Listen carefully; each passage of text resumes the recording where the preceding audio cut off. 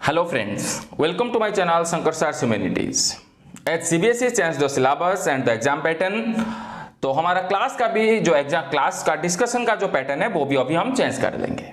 Okay, चलिए इसमें हम कैसे पढ़ेंगे ना बेटा. हर चैप्टर में मैं आपको 50-60 करके ऐसे करके कुछ आपको ऑब्जेक्टिव क्वेश्चंस दूंगा और बहुत सारे ऑब्जेक्टिव क्वेश्चन जो वेरी इंपॉर्टेंट है फॉर योर सीबीएसई, वही पेपर में आप वही क्वेश्चंस मैं आपको डिस्कस कराऊंगा. आप इतने कवर अप कर लेंगे तो 70 to 80 क्वेश्चन आपको डायरेक्ट मिल जाएंगे सीबीएसई में.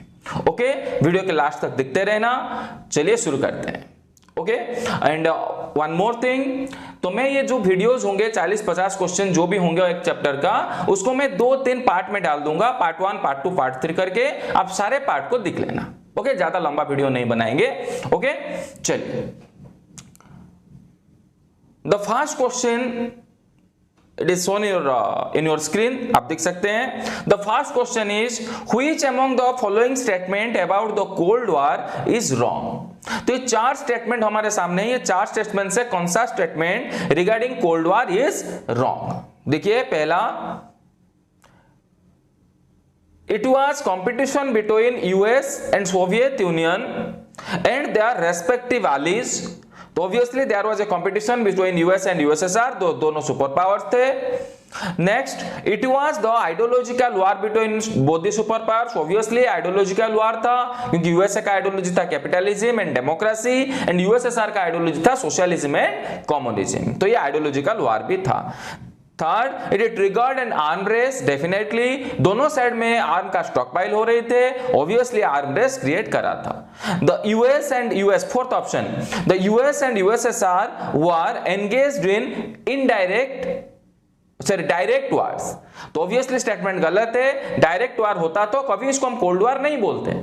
तो इसीलिए क्वेश्चन नंबर 1 में answer is D. Next, which among the following statements does not reflect the objectives of नाम. तो ये चारों स्टेटमेंट में कौन सा स्टेटमेंट नाम का ऑब्जेक्टिव को शो नहीं कर रहा है.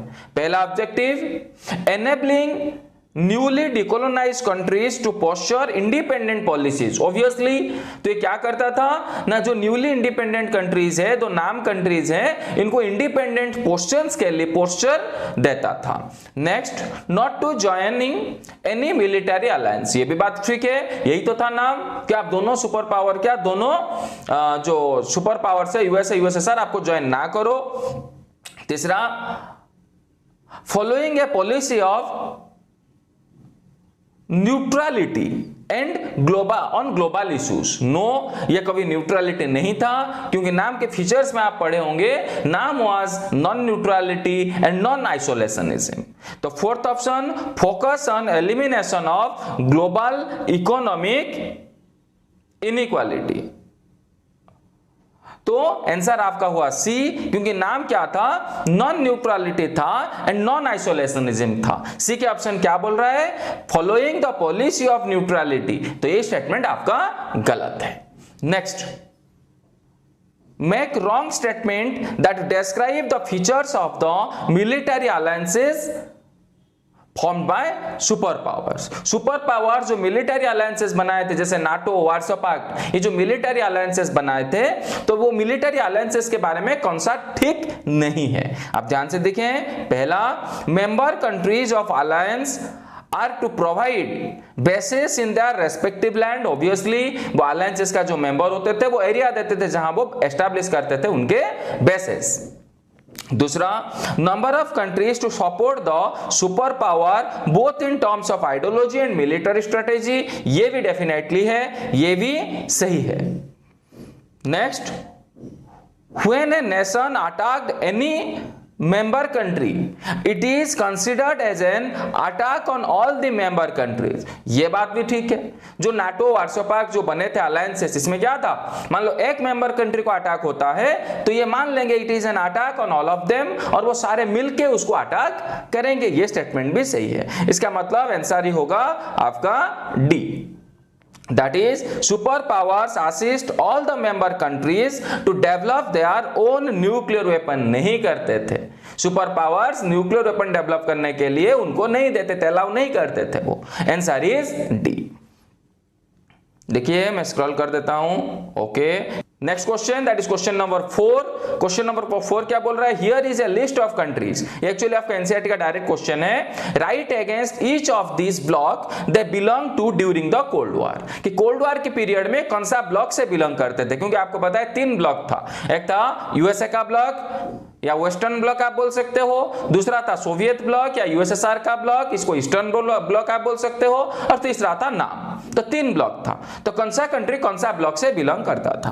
पहला पोलैंड, आपको पता है पोलैंड का कैपिटल है वार्सो, जहां वार्सो पैक्ट हुआ था। तो पोलैंड ऑब्वियसली किसके साथ था? सोवियत यूनियन के साथ था, सोवियत ब्लॉक में था। Next is France. France is also France किसके साथ था? फ्रांस ऑब्वियसली यूएसए के साथ था, वो नाटो फोर्सेस में था। Next is Japan. Japan was with USA, ठीक है, वो नाटो फोर्सेस में था। Next Nigeria. नाइजीरिया एक बेटा नाम कंट्री था, वो कोई ब्लॉक में नहीं था, ना सोवियत यूनियन में था, ना यूएसएसआर के पास था। Next is north Korea. North Korea Soviet union में था, ये एक तुम्हारा यूएसएसआर के ब्लॉक में था। एंड श्रीलंका। श्रीलंका भी एक आपका नाम कंट्री है, ये कोई भी ब्लॉक में नहीं था। क्लियर हो गया बेटा? जहां समझ में नहीं आएगा और एक बार आंसर को देख लेना, एक बार और बैक जाके रिपीट कर लेना। लेकिन एक चीज याद रखना, ये सारे इंपॉर्टेंट क्वेश्चन है, ये सारे आपको अच्छे से याद रखनी है, ठीक है? आगे चलते हैं। Which of the following was not a member of NATO? तो 4 कंट्री का नाम लिखा है, इसमें कौन सा कंट्री नाटो के मेंबर नहीं है? तो देखिए यूएसए ऑब्वियसली नाटो का हेड ही तो था, फ्रांस ये भी नाटो का मेंबर था, इंग्लैंड ये भी नाटो का मेंबर था। Answer is D, that is none of the above. सारे नाटो मेंबर्स यहां हैं। Next, which of the following was not a member of SEATO? बेटा आपको पता है जैसे नाटो था ऐसे सीएटो एंड सेंटो भी था। सीएटो का फुल फॉर्म है South East Asian Treaty Organization, and CENTO था सेंट्रल ट्रीटी ऑर्गेनाइजेशन। ये दोनों को यूएसए हेड कर रहा था। आप इन दोनों का फुल फॉर्म भी थोड़ा याद रखेंगे। ओके, सीएटो एंड सेंटो का फुल फॉर्म आप याद रखेंगे। चलिए, which of the following was not a member of SEATO? तो सीएटो का कौन सा मेंबर नहीं था? बेटा देखो यूएसए है, पाकिस्तान है, न्यूजीलैंड है एंड ऑस्ट्रेलिया है। बेटा डेफिनेटली आंखें बंद करके आप लिख सकते हो यूएसए। बेटा ऐसे क्वेश्चन में आपको क्या ट्रिक है? देखो आपको आंसर पता है तो आपको दूसरे ऑप्शन मान लो आपको पता नहीं है तो आपके लिए उसके लिए टेंशन नहीं लेंगे, क्योंकि देखो जैसे ए है यूएसएसआर, आपको पता है ये फोर्स जो बनाया था यूएसए, कभी यूएसएसआर उसका मेंबर हो ही नहीं सकता, तो इसलिए आंसर यूएसएसआर डेफिनेटली है। तो मान लो आपको पता नहीं, पाकिस्तान न्यूजीलैंड ऑस्ट्रेलिया छोड़ के नहीं आना, टेंशन भी नहीं लेना, तो आपको जहां कंक्रीट आंसर मिल जाता है, मान लो आपको क्लियरली पता है एक बात, आप उसमें क्लिक करके आगे चले जाना। Next, which of the following statement, मैं स्क्रॉल कर लेता हूं, which of the following statement about the NIEO is incorrect? बेटा जो न्यू इंटरनेशनल इकोनॉमिक ऑर्डर था, एनआईईओ था, तो उसके बारे में कंस्ट्रक्ट स्टेटमेंट सही नहीं है। पहला, गिव द एलडीसीज, एलडीसीज होते हैं least developed countries, give the LDCs control over their natural resources. ये एलडीसीज को कंट्रोल देते, मतलब एलडीसी का कंट्रोल कुछ, एलडीसी का नेचुरल रिसोर्स के ऊपर जो कंट्रोल था किसका? डेवलप्ड कंट्रीज का, इसको हटा लिया गया था। सही आंसर है। Next, obtain access to western market, जो वेस्टर्न मार्केट है उसको अलाउ किया गया एलडीसीज को, वो जाके वेस्टर्न मार्केट में खुद के प्रोडक्ट बेच सकते हैं, ये भी सही है। Next, reduce the cost of technology from the western market, हाँ तो ये भी सही है कि टेक्नोलॉजी वो लाना चाहते थे वेस्टर्न मार्केट में at a cheaper cost. Fourth point, provide the developed countries with a greater role in international economic institutions. तो प्रोवाइड द डेवलप्ड कंट्रीज नहीं, ये डेवलपिंग कंट्रीज को, लीस्ट डेवलप्ड कंट्री को चाहते थे इंटरनेशनल इकोनॉमिक इंस्टीट्यूशन में equal importance देने के लिए। ठीक है, आंसर इज डी, यहां लिखा है बेटा developed countries, it must be developing और least developed countries. Next, question number 8, in 1945 the allied forces include the USA, USSR, UK and DES। USA, USSR, UK साथ और कौन था?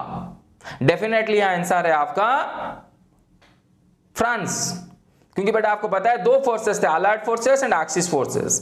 एक्सिस फोर्सेस में बेटा ये तीनों थे, Germany, Italy and Japan, and allied forces में थे USA, USSR, UK and France. Next, which is not a part of Soviet block, कौन सा सोवियत ब्लॉक का पार्ट नहीं है, कौन सा? दैट इज 4 ऑप्शन, 4 ऑप्शन हमारे सामने है। पहला ऑप्शन हंगरी, दूसरा है रोमानिया, तीसरा है बुल्गारिया, चौथा है तुर्की। कौन सा सोवियत यूनियन का पार्ट नहीं था? Answer is D, that is Turkey, क्योंकि तुर्की बेटा किसका पार्ट था? यूएसए का पार्ट था, यूएसए की अलायंस था। Next, Cuban missile crisis occurred in the year, कौन सा ईयर में बेटा क्यूबान मिसाइल क्राइसिस हुआ था? तो Cuban missile crisis was occurred in 1962। आप कंफ्यूज नहीं होंगे 61 में, 61 में शुरू हुआ था, बट इसको माना जाता है ये कब हुआ था, एक्चुअली इंसिडेंट कब हुआ था? 1962 में हुआ था। ठीक है, we have completed 10 questions and from 11 question we will discuss in the next class. Okay, thank you so much, please like, share and subscribe my channel. Have a nice time ahead, bye.